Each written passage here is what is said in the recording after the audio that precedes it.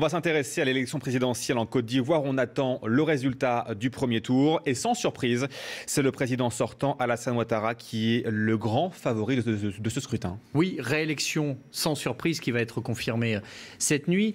Et c'est important de temps en temps de s'arrêter sur les choses qui ne vont pas forcément mal. Souvenez-vous, il y a 5 ans, cette Côte d'Ivoire était à feu et à sang. Le président Gbagbo, qui avait été défait dans les urnes, refusait de partir. Il avait fallu, souvenez-vous, l'intervention des hélicoptères français pour le contraindre à quitter son palais et à laisser le pouvoir à celui qui avait remporté ces élections, Alassane Ouattara. Ouattara, donc, s'est représenté, il est réélu.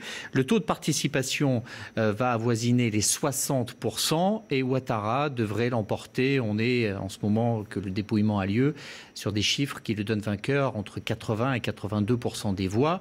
C'est un raz-de-marée qui ne doit pas occulter le fait qu'il triomphe à la Pyrrhus, faute d'adversaires véritablement solides. Beaucoup d'anciens partisans de Gbagbo ne se sont pas présentés, d'autres ont préféré boycotter le scrutin.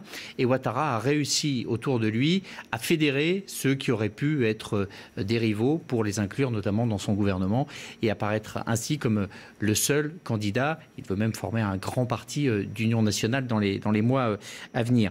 Pour éviter toute contestation et toute étincelle à nouveau dans un climat qui reste malgré tout encore très tendu, le système électoral qui a été mis en œuvre était extrêmement moderne durant des mois.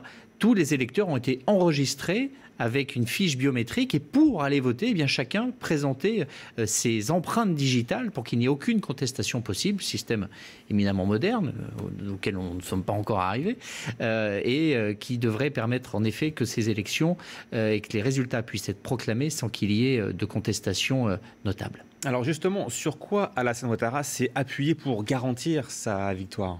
Sur un bilan économique qui est plutôt bon. La croissance repart, elle est à 8%. On s'attend à ce que l'inflation reste stable à 2%. Il y a encore une masse salariale au niveau de l'État à dégraisser pour véritablement faire repartir cette économie. Mais les fondamentaux semblent plutôt bons. Le FMI accompagne le mouvement. C'est pas pour rien. Ouattara a travaillé au FMI, donc il a gardé de bonnes relations avec ces institutions internationales. Il s'appuie aussi sur des signaux qui, du point de vue international, sont plutôt positifs. Il y a encore quelques chantiers en cours, notamment la réconciliation nationale qui, dans le sud du pays, est loin d'être achevée. Il y a encore beaucoup de tensions. Quelque chose qui peut préserver la Côte d'Ivoire, c'est que ce président est musulman et que même s'il y a eu des tentatives de déstabilisation de certains groupes liés à des mouvements terroristes, ça n'a pas pris, ça n'a pas marché, aussi parce que l'appareil sécuritaire a fonctionné. Donc c'est un pays qui, pour l'instant, est sur plutôt de bons rails. Il y a encore un pluralisme du côté des médias à accompagner, mais il y a une potentialité. Les entreprises françaises reviennent en Côte d'Ivoire et notamment à Abidjan. C'est fondamental parce que vous savez quelle est la moyenne d'âge dans ce pays ? C'est 20 ans.